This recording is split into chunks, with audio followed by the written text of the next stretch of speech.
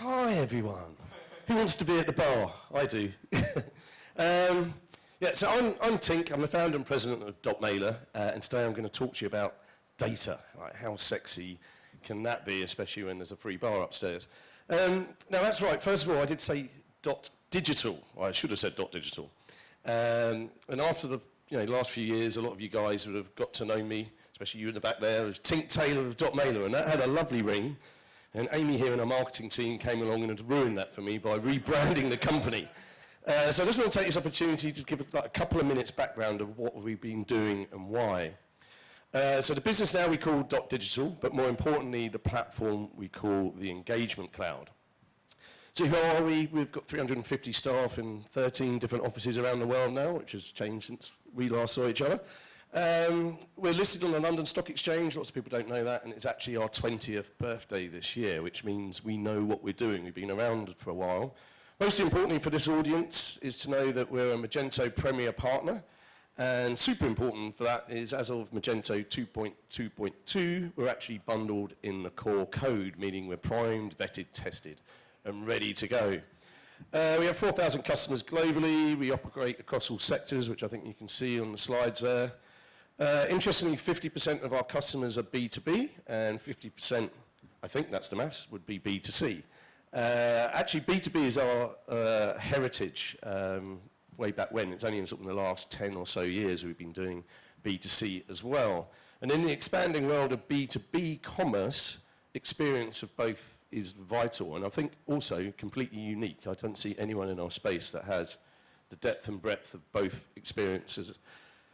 So why have we changed our name? Well, purely and simply, in the last 20 years, we've outgrown it. Having the word mail in our name really didn't do justice to our capabilities, and more importantly, we were seeing clients doing more and more omni-channel campaigns, and they were getting 7 times the return than if they were just doing pure play email campaigns. So we know we had to update and change our platform. So I love this slide because it actually shows what we've done over time. Back in 1999, we had the BBC, our first customer. I think we had 4.5 lines of code. And in the last 10 years alone, I think we've done over 150 major software upgrades. We actually upgrade every 2 weeks. I think we've got something like 1.5 million lines of code and counting. So for me, it's quite difficult to list and track everything we've done. Clearly, we have evolved, but maybe some chimps out there haven't. And as a company, we clearly don't want to be left behind and appear to be some kind of dinosaur. That's enough of my cheesy puns. Did I get a round of applause? What we really want to enable marketers to do is to send out communications that really engage their customers. That's going to allow you to acquire smarter, convert faster, and deliver bigger. And you do this by giving more personalized experiences. And those experiences are driven by using data insights rather.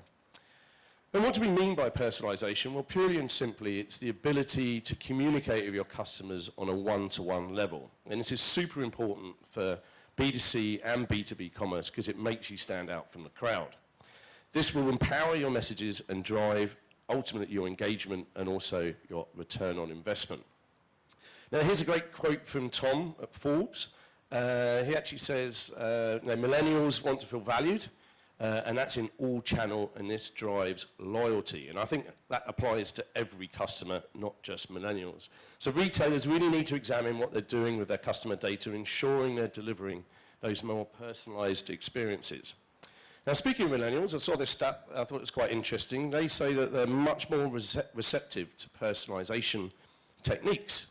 They're less guarded about their personal data compared to prior generations. And they're more in tune with the value exchange and getting a better experience for giving up that personal experience. And I think that's critical. Again, don't just think about millennials. Think about every customer, explaining the value exchange for them giving up their precious data to you. If you can do that, I think they'll engage. So this is really good news for us as marketers. It opens up many more avenues for creating relevant and highly converting campaigns. And this is an experience that you should be trying to deliver across all of those channels. Data is at the center of everything, the magic layer, the holy grail, if you like. But nowadays, we have so much data, we need to use technology to be able to really utilize it. So you hear a lot of discussions about AI, machine learning, personalization, segmentation, etc. And this enables you to communicate, and you do this not just using emails. As you can see, there's so many other channels available to us these days. So what we really like people to do with our clients, we get them to connect, and that's putting all of your data to work so you can focus on the bigger picture. This empowers you to send out better marketing and make sure you're using tools that enable you to do that. You communicate and create meaningful experiences that delight your customers in all of those channels I mentioned. So let's have a quick look at the buying cycle. You have to sync all of your data and make sure that once you've done that, the data is actually actionable. And you can look at your data and discover insights. So you can see things like your hottest prospects. Make sure you store things like consent and then start your segmentation. If you do this, people will engage. You send smart, relevant, omni-channel campaigns, and this will help you convert. And you can convert things like abandoned cart and abandoned browse. Welcome, Joy. Does that make you feel conscious? You just walked in. And then we need to look at retention. So use all your data you have to make sure you're sending the right message to the right person at the right time, and nowadays also in the right channel. Yeah, this is me earlier. As you can see, data is at the heart of everything we do. It's incredibly important. And if you use data well, you're going to make your customers feel special. And making people feel special is sexy, as we are doing on screen here. Now, the fact that I find it sexy is not enough for me. I want you guys to make it feel sexy too. So I'm going to dig a little bit deeper into data. So to get our brains into work, I've got a couple of questions for you. How long do you think it would take to count to 1 billion? Anyone got any ideas? Guesses? No, I'll put you out of your misery then. It's actually 31 years, 251 days if you count every number, one number per second. Now, if you think of us as a human race, how much data in terms of bytes do we actually generate each day? The number actually is truly mind-boggling. It's 2.5 quintillion bytes of data. I think that's 18 zeros, is that right? It's hard to get your head around that. And actually 90% of the data that lives in the world today is being generated only in the last couple of years. We're generating data at an alarming rate. We're gathering shopping information, we're tracking transactions, GPS signals, posts of social media, videos, and so on and so forth. There's just so much going on. So we took a look at this year's Direct Marketing Association Marketing Tracker that asked the marketers what their biggest challenges were, and actually data was one of their biggest challenges. They actually said budget and resource was the largest challenge. I don't think that ever changes when you ask a marketer, especially Amy, like always after more budget. And 25% of people said that strategy and leadership is also an issue, but surely understanding your data and your strategy goes hand in hand. So essentially, if you have bad data, a bad strategy, and bad technology, you end up in this position where you don't know what you're doing. And maybe you feel like you have the right data, or you've collected some really good data and you don't know what to do with it. Or you have both the data and the strategy, but you don't have the right tools. One takeaway from this presentation, use Engagement Cloud, job done. There you go, there's your takeaway. Seriously though, if you go back looking at your data and your strategy, we still find that lots of people tell us they don't know what to do with it. We're kind of expected these days with that vast quantity of data around to be some sort of data scientist. And it's not, remember, it's not about the size of your data, it's about how you use it. And I'm sure there's a term you're all very familiar with there. Now the size of the data, the challenge really stems from the problem we see where there's so much choice out there. There's so many products for us as consumers. The average consumer now has all those choices to make, but also nowadays, they have a lot less time. Now, Michael Crabble of Bolin Marketing came up with a nice formula which I liked, which he said, too many choices, too little time, and uncertainty leads to stress and anxiety, and most importantly, paralysis. So they don't do anything. You don't make any purchases. Now, if I can use a dating analogy at this point, dating websites these days, for some of us, we might know, are the norm when you're looking for love. But there's an overwhelming amount of choice. This is really trying to illustrate the point. I think we've all got a friend, especially if we're not single, that's on Tinder and you grab their phone and you can't help but swipe your way through. There's always something better around the corner, right? What they really need is a good friend that knows them really, really well. And what they'll say is, hey, Tink, you should go meet so-and-so because I know you'll get on because X, Y, and Z. They understand all of your data points and what would make the perfect match. In doing that, we have an easy route. We maximize our well-being in our life. We minimize our pain. That's what we want. That's what your consumers want as well. So they want a personalized and relevant experience that does that. Yet we still see so many marketers out there sending bulk generic campaigns where marketers are assuming too much. They work on instinct instead of looking at the data and letting the data tell us what we should be doing. So what is the secret? Well, unfortunately, the answer is there isn't one. There's no secret sauce. That's because everyone's data is different. But you can get closer to what the answer is for yourself if you actually do what I'm going to run you through next. So as a business, you need to look at addressing the following questions. So ask yourself, who are the customers spending the most? Who are the customers, most loyal customers that they come back and place many orders? Who are your newest customers? And who are the customers I'm about to lose? And sadly, what customers have I lost already? We can address these questions with something we call RFM modeling. Now, what's that? That's recency, frequency, and monetary. Why do we do this? Well, we do this because it gives us a tremendous starting point. It allows us to build some buckets of data that we can then start segmenting on. So what's recency? Well, that's the date of the last purchase made by your customer. Frequency, that's the number of orders each customer has placed right up until today. And then monetary, obviously, is the value of all orders placed by that customer. The first step you need to do is look at your historical data and see what the values you store for those three buckets.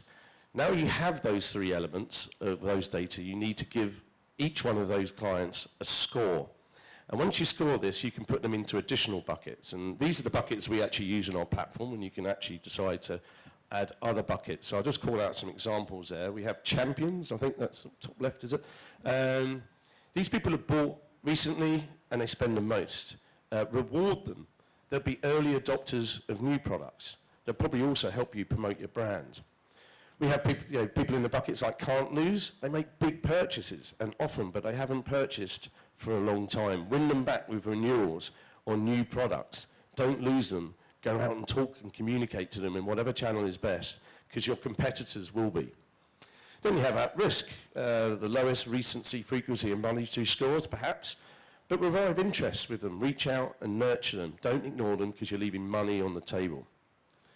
Now, this RFM modeling can actually come across a little bit cold and one-dimensional. Make sure you don't fall into the trap like always targeting your high-scoring customers. Don't annoy them, don't drive them away. And as I say, don't ignore the lower-scoring customers because they should be nurtured. There's money in it for you. Now, how do we become less cold with this RFM modeling? Well, you do that by becoming less robotic and more human, and you do that using more data. Now, if you actually had a physical store and someone walked in, you would build up some sort of bias just by looking at them. That's kind of what we're doing with RFM modeling here. This, that bias actually helps you consider how you would sell to that customer. But it's only when you speak to them or actually look and monitor how they move around your store that you're really able to work out who they are and what they want.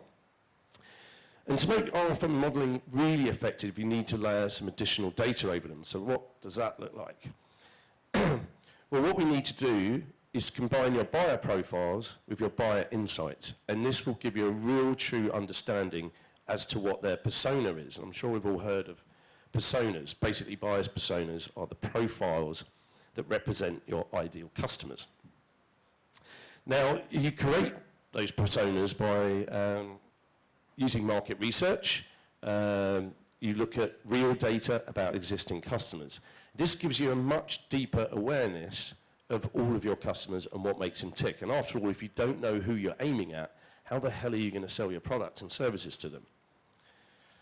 So make sure you communicate with your customers, gauge who they are and what they want and what appeals to them. Run surveys and polls. Look at your competitors and understand how your competitors are talking to those customers and how they interact with them. This will get you a much better understanding of who you're speaking to across all of those channels. Bring your persona alive. It's super important that you humanize your persona. Give them a name, know their job title, know the demographics, things like age and gender, their household income. Maybe know their location. Are they from an urban, suburban, or rural region, for example? What then makes them tick? What are their primary goals? Perhaps they have a secondary goal. Do they have values and fears? Maybe they have a main personal value that will always come up as a common objection during the sales process. Think about how you might describe your product and service to overcome those challenges or fears that a persona has. I think that actually makes your data very, very sexy. So you're using your RFM modeling whilst using personas to help you to do the personalization. So you really understand your audience, and that's key to when you try and connect to them.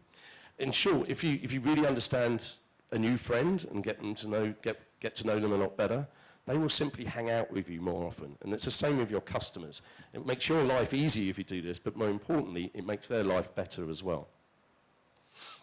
Now, when I've done this before, lots of people come up to me and say, I don't really have enough data, or I don't have any data at all. Well, personas still work. It's still something you can do. You can always make the framework for your ideal customer you want, and over time, you can acquire the data needed for that persona as part of a strategy.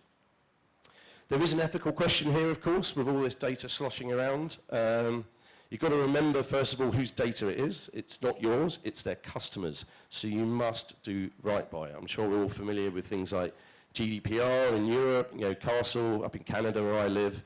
This has raised great awareness of data privacy. I think Facebook's doing a pretty good job of that at the moment as well. So we know that we have to be more open, honest, and transparent. I think you should aim to be above the law. I mean, the laws are going to be changing here in the US. I think that's super important, and if you do that and you demonstrate to your customers you're taking care of their data, they will actually stay loyal.